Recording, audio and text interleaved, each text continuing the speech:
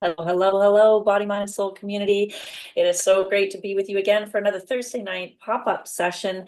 It is Lorna and Michelle, minus our intrepid third host, Adriana, who's in transit. So we're hoping that she's traveling safe. But we're with you tonight to have a pop-up conversation about the gifts that people bring to our lives. How are you doing tonight, Lorna? You are certainly a gift in my life. Thank you, Michelle, and you in mine, and Adriana. I just love was saying about before we got on our call of just this the gift of this triad, and yeah, it's sweet, it's rich, and so multifaceted. I just love it. So I love the topic that we're going to be covering tonight. Right? Because I think even the people that we're not so fond of or who challenge us or who bring unexpected things that make us grow, all our gifts, and there are no mistakes, there are no, everything is a part of that universal clockworks that brings us exactly what we need at the time that we need it in the moment that we need it most. Hmm. So give me an example of can you think of someone that has been that way for you? It could Mm. be from a Sarah, and anybody who's listening, feel free to drop a comment about, serendipitous moments, or, or really profound, the Hmm. biggest gifts that you've got in your life. There are so many, and I think it's sometimes in hindsight that don't really notice it. But as when you asked that question, it was interesting. What came to mind immediately was my grade 10 high school teacher, my phys ed teacher. And it was interesting because uh, it wasn't anything to do with really about phys ed, but I remember her, and actually now looking, I'll tell chronologically, but I remember we had an assignment to do, and we were taught like a written assignment to do this essay for our class, and so I talked about how athletes are like stars in the sky, that sometimes they're bright and shining, and and then after a while they fade away and other ones come up and show it that way. And I remember she called me in, and I mean, that was just what I wrote. That's how I thought, and that analogy. And I remember she called me into her office and she said, "Who wrote this for you?" And I said, "I did."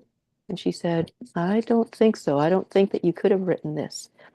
And I did. And I remember at the time it was something that was such a natural gift for me, to have it questioned or whatever. Like I hadn't even like I was really taken aback by it. And then interestingly, she went on to be like she was one of my favorite teachers. And so that kind of hit me a little bit. But then going on, um, I she ended up being the phys ed teacher of my younger daughter, these 20 years later. And so I remember speaking to her and telling her, I wrote this note actually about the impact that she had on my life. And I told her about this and how it actually, I think in some ways it sort of awakened me to that gift of writing that I had, that it was such a natural thing that it sort of jarred me. It's kind of like, whoa. And and so in some ways at the time it sort of made me feel like, doubted myself. And yet looking back, I was able to, number one, really see the gift that she was in my life and the gift that she was in my daughter's life, and be able to express such gratitude for her. And when I wrote this note to her, and she said that just moved her. That's the of all of her years of teaching, because there was a span of 20, 30 years type thing. That was the most incredibly touching note she had ever received.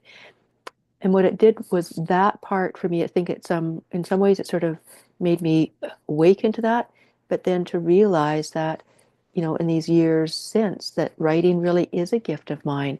And so I think that it, yeah, it was something that was so natural to me that I wasn't even aware of how could everybody not see things that way. So she really, I think, really awakened me to a gift that was there, even though it was jarring at the time. I really saw the gift of it later on and really embraced my gift of writing. Wow. Well, well.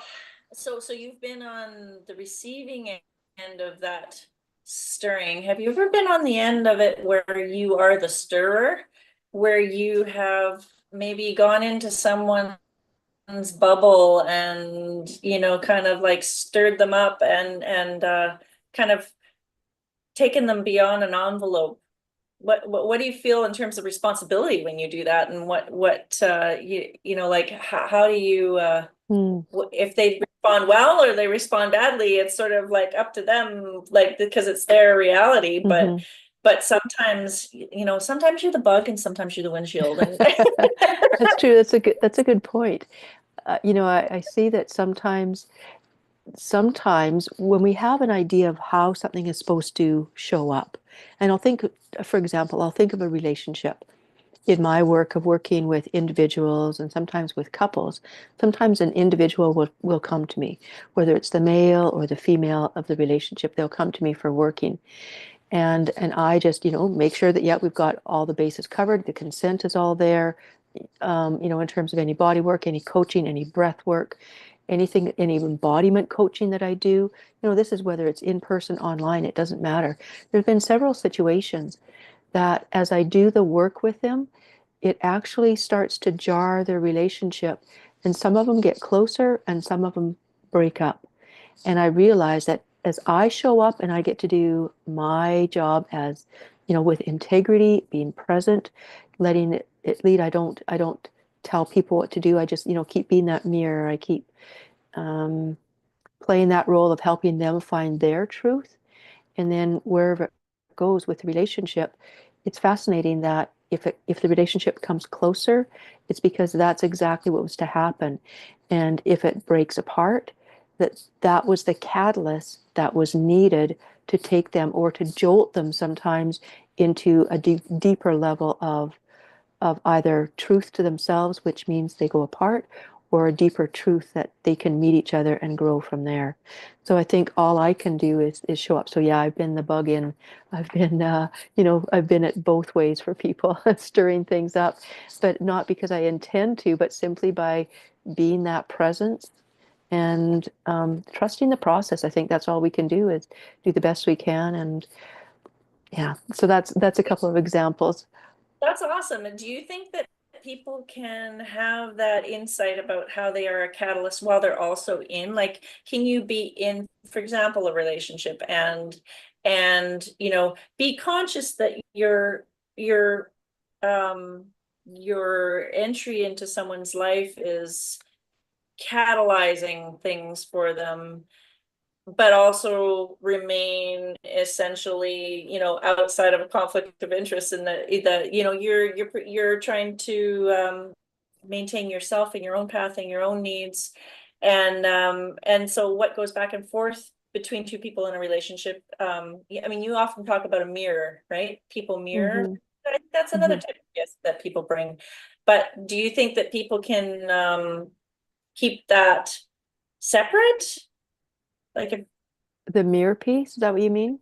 Well, I mean, I guess it's sort of like, are we able, or I guess it's where we're at individually, but are we able to kind of go, I'm here to, are we masking our interests in growing things with another person when we say, oh, I think this is what I want, but I want it to be good for you. I need it to be good for me. We should do this, but it's challenging them, for Hmm. example. Mm, okay, gotcha, gotcha. It's a Hmm. totally phrased question, but Yeah, yeah, no, that's cool. And I think certainly in my own life and in my work and what I see around us, there's so much this awakening, if we will, to sometimes we think about awakening, in a higher plane. I think of it as much, if not about that which is outside, coming within. And so that awakening to here. And so we hear a lot of people talking about, the self-care, the self-love, prioritizing ourselves, put our own oxygen mask on first. You can't give from an empty cup. All of those things are speaking to that which is the opposite of what we've been taught. And that's where I use the aspect of the mirror or, the storyline of being taught to look outside of ourselves. And so if we can, um, that I think that in a relationship, some of the gifts that they can play, or people that people can play in our lives is they're going to help us find our truth one way or the other, and whatever timeline it's going to be. And so here's my little pup. Hi, pup. um, and so sometimes it can be that um, they are they are mirroring us. Like sometimes when we're up close to something, we don't see it like in our own selves. We can't see it. We need another perspective, right? We talk about hindsight is a perspective. We talk about it, seeing it from another perspective. And sometimes it can be hard to look at things from another perspective because we're seeing ourselves, like asking a fish, what's it like to be in water? It's kind of like, what do you mean? Right? And Water. that's right. It's all it's ever known. So that's why sometimes the mirror, and that's where I see sometimes the gift of a person can be the person that agitates you the most, the person that aggravates you. Get excited because they've got the gold. They're showing you where your gold is. And it might be that part of your myself. I'll speak to myself. It might be that part of myself that I can't see. And it takes me a while to, well, they're this, they're that, there's this. It's kind of like, oh, wait a minute. That is in me.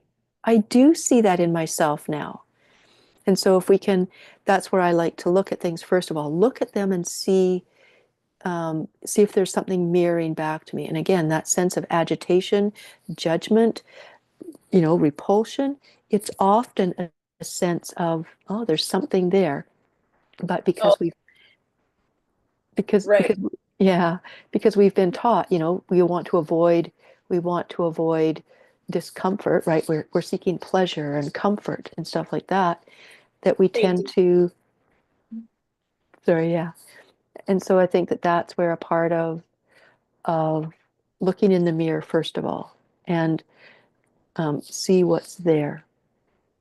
And if there's nothing that I can find, then it might be the time that's the place to say, oh, okay, it's not about mirroring, it's about me. I'm ready to make another choice. This is agitating me to the point where I'm saying no more. Like a pebble in the shoe. It can irritate and irritate at some point. It might get to that point and say, wow, I'm done with this. And it's not even about judging the rock, but simply saying, I'm ready to walk without this rock in my shoe. No judgment of the rock. Right. And so you're like, okay, when and how do you make the discernment between when it's something that, okay, yeah, there's lessons for me to mine here about something that is going on inside of me that mirror is reflecting back to me, or yeah, no, I'm good. I know this one, and so it's just coming up because there's something that I have to choose differently now because I'm medium. I mean, it's a habit that's come up, or like something, or a choice that we've said to ourselves we're not going to do again, or like something that comes across our path. We're like, oh yeah, right. I need to, thanks for the reminder. And that's the gift of the other person, is that Mhm. they're that reminder. And how do you make that is it a feeling in your body? How do you discern whether it's something that you actually do need to absorb, or whether you're like, no, I'm good?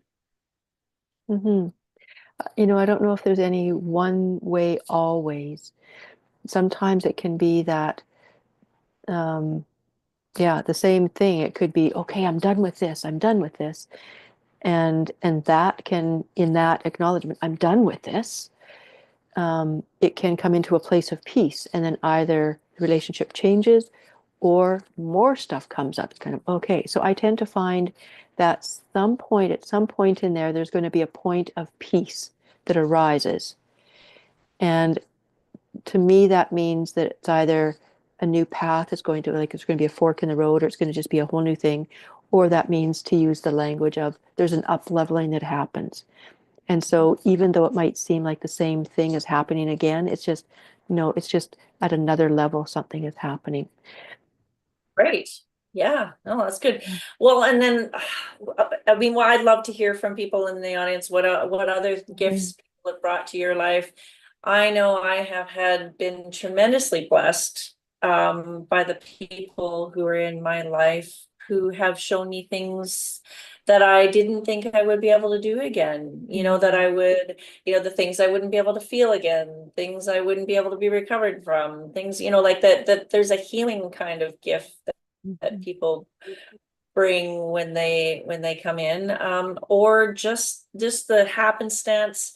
Hey, in business, we have an aligned purpose, an aligned goal, an aligned target. Gifts can come from people in so many different ways, shapes, and forms. It would be great to hear what any of you out there in pop-up land have got to say about the people that are being gifts in your life. So any other thoughts you want to add I, up? Such a yeah, juicy conversation. Go it in so many is. directions. It is, yeah. And I think it's probably, right for all of us in different ways because there's so much shifting and changing, individually, collectively, there's so many different things. And that saying of people come into our lives for a reason, a season, or a lifetime, and we don't always know at the time what it is, how we sometimes think somebody's going to be there for a lifetime and they're there for a very short time. Somebody that we think is going to be there just a little bit ends up being there for a long time, but it, like you say, the clockwork and everything showing up in perfect time and way. I think there's that movie. I don't know if you've seen it, that movie Hugo. I've not seen the whole movie, but there's actually a certain line in there that talks about that the whole clockworks, the machinery, that there's no piece that is extra. And so Right. if we're here, we're here because we have a very specific and unique and powerful purpose to be here, and always in perfect time. So, yeah. Well, and that part about so that even failures or mistakes or wrongdoings are never that, because they are, like you say, the catalyst for you to move to the other part of the clockworks, like we move around, drawn to people who have that next lesson. And I think it works on not just on an individual level, but also like a community and national level as well, right? Because as we go through all sorts of changes in society, I was just talking with Alan Mueller today, and he was mentioning the book The Fourth Turning, and then the cycles of where some policy will come in place, you do a huge amount of growth, then you do a plateau, and then there's a decline, and then there's a period where something triggers and it all gets burned, and that generates the next cycle of, okay, new policy out of what we learned out of that. And so that happens on a national scale and a lifetime scale, and it happens I think in our communities kind of like just in seasonally and in other ways. And then I think it happens in personal lives. We go through, okay, iterations, like you say. It's not the first time around. Reminds me of that poem about the potholes. Have you ever heard that one? Yeah. Yeah. You haven't, we'll have to find it and post it here for people, but sort of like, you go down a road and you fall into the pothole, and then you realize, I'm to get help. You but you don't fall into it, and then you see the pothole's there, but you follow into it anyway, and then you don't hit the pothole, and then one day you take a whole nother road. And it's I feel like those are those iterative patterns that are brought to us in different ways by different people at different times, to be able to, like the polishing of a rock, for you use rough stuff first, and then finer sand, and then finer sand well-rounded and well-polished. That's true. That's true. That's true. That's true. Very true. And I think also of, looking at, I think probably all of us, whether we're reading a story, but all of us watch probably most of TV or movies or things like that. But stories, no matter what form they're in, they always have, any great story has at least one antagonist, and they are pivotal in the story. Otherwise, it would be this flatline story. We look for those. We look for the ups and downs. We look for those it's going to happen. Oh, how dare they, those kinds of things. So really allowing those antagonists in our lives and knowing that we are an antagonist in somebody else's story, that, and each of us play these incredible, perfect, as I see it, perfect role in each other's lives and our unfolding stories to be able to support our own unfolding journey, our quests, our whatever in this journey of whatever it is our storyline is about. Think it takes to be boring? What do you think it takes to have that, for example, in a relationship, that you see those people that have been together for 65, 75 years, you want to ask them, what is their secret? Do you think that there is like a gift of stability or a gift of boringness, or is it just that they've learned to navigate those twists and turns? What do you think about it? And I know you can talk about the masculine and feminine in this regard too. I think in some ways, as I, through the lens of my own experience and what I've come to see and what I've been shown, is that in relationships, I think there's not any one thing, but people can be together for a long time, and it can be simply because they have, like you say, they've navigated, they find how to be there and support each other and being the best they can be. Some people, it's just they're so much in this thing about to not be staying in that relationship means that they've failed. So they're going to stay with it no matter what, right? And even though somebody might feel, not good about themselves, or they doesn't feel like an equitable, healthy relationship, it's all they've known. And by golly, by gosh, I'm going to stay with it till the end. I'm going to prove somebody wrong. They said I couldn't do it. I'm going to do it. So I think that and again, there's not any one right or wrong way of doing it, but this aspect that sometimes this idea that till life do us part, if we're in a marriage relationship, something like that, it's kind of like, wow, but what happens if people change or they go a different route, or some person's growth and the other person doesn't want to go that way anymore, or they can't meet that person. Does this person stay small? And I think this doesn't relate just to personal, intimate relationships. It goes with all of our business relationship, friendship relationships, all of those pieces that there's that part where at what point does somebody's role in our life help us to be true to ourselves in that moment, to say, yeah, I'm going to stay with this because I'm going to see it through, whatever the challenges are, or I'm going to find my truth, and my truth takes me away here. And it doesn't mean that there was anything wrong with this. It just means it served its purpose. And in some ways that can seem kind of utilitarian, but I think looking at this aspect of a feminine and a masculine, that if we think about, and again, the lens I see and experience things through is through the feminine being not just about related to female bodies, but more an energy, and to actually the energy of life. And so masculine or male, not just being about a male-bodied person, a male body, the masculine, but and that being form, but it's the form of our human experience, whether that's these bodies, whether that's the surrounding things around us, that form that supports that. And so think about nature, and you, Michelle, with nature, that just being such a natural thing. And I remember back 25 years ago, my energy teacher, my energy mentor, said, look at nature and copy her. When we look at nature, it goes through those seasons, it goes through that cycles. The leaves that were on it this year will never be on it again.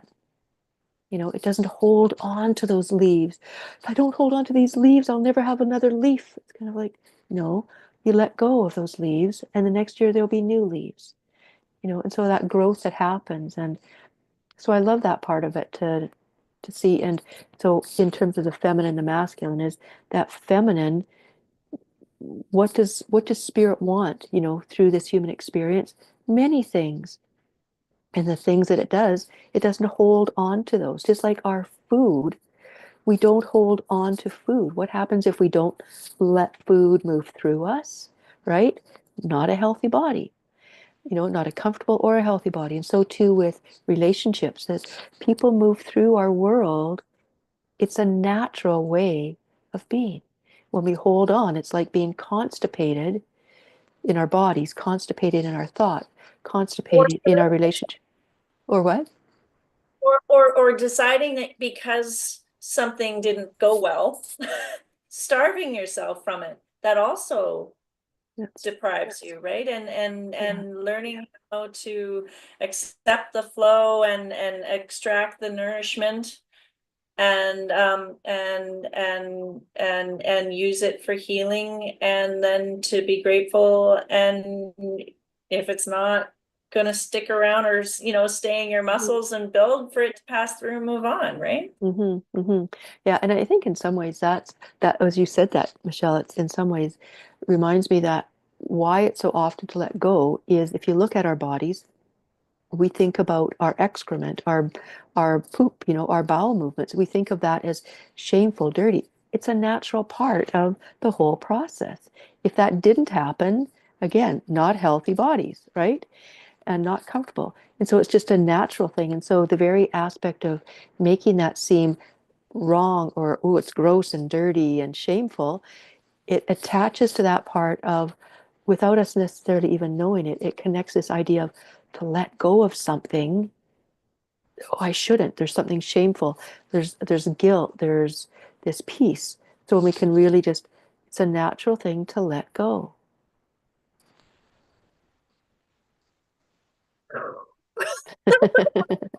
You pop my brain on this pop-up, lady. Thank you so much. And if you guys have any thoughts or you want to share about the gifts in your life, thank you for being the gifts that are here in Body, Mind, and Soul Connection. You are each a gift in this world. Thank you for Mhm. here to support and share all the people who are needing your services, or to connect people in to get services from people that are in here. So Yeah. thanks so much. We'll be back next week for another pop-up conversation with our third we missed you, Adriana, host. Yeah, just make sure that if you would like to connect with us, you can come on the Connection Circle. You can Connection Circle, you can have a one-to-one interview. You can join us in Provider Circle, where we promote and make good for your business. And yeah, what else did I miss? Is there any other ways people can connect? Oh, and the engagement Yeah, posts too. yeah, for sure, for sure. And just doing a little bit of a trailer teaser is that we're going to be having a micro summit coming up, and that'll be coming up in just a month from now, right? We're just over a month from now into March. So stay tuned. There'll be various people from our provider circle being a part of that. We'll be there and looking forward to that. Just a way of continuing to connect in community here, so we're not just sort of isolated. We're not islands in the sea type thing, but we really get to connect and hear and see the wisdom. So it's really great. Well, thank you for everything. We'll have a good night, and we'll see you next week on Pop-Up Conversation.